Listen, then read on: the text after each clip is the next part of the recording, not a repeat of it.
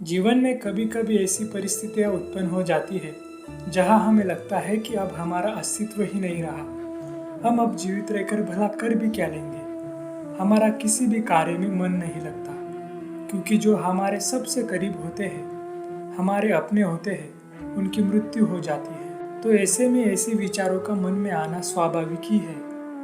प्रिय व्यक्ति की मृत्यु पर हम बहुत दुखी हो जाते हैं और शोक करते हैं। पर क्या शोक अनुचित है? क्या किसी की मृत्यु हो जाने पर हमें शोक नहीं करना चाहिए? यदि हमें किसी की मृत्यु का शोक नहीं, तो इसका अर्थ क्या ऐसा नहीं होता कि हमने उस व्यक्ति का मूल्य ही नहीं जाना, उससे प्रेम ही नहीं किया? अवश्य, जहाँ प्रेम होता है वहाँ शोक तो होगा ही। फिर भी हमें सदा शोक न करने की सलाह क्यों दी जाती है? ऐसी सलाह देने वाला क्या हमारी भावनाओं का अपमान नहीं करता?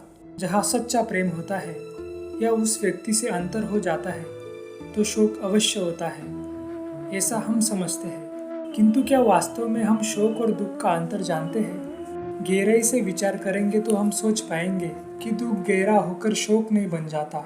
जहाँ मोह होता है वहाँ शोक जन्म लेता है।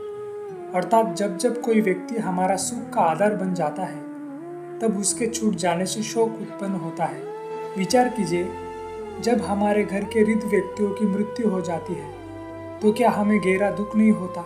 क्या बार बार उन वृद्ध व्यक्तियों का स्मरण नहीं होता? क्या उनका प्रेम का स्मरण करके हम बार बार आंसू नहीं बहाते? अवश्य, बहुत ही गहरा दुख होता है। किंतु क्या हमारा जीवन व्यवहार रुक जाता है? नहीं।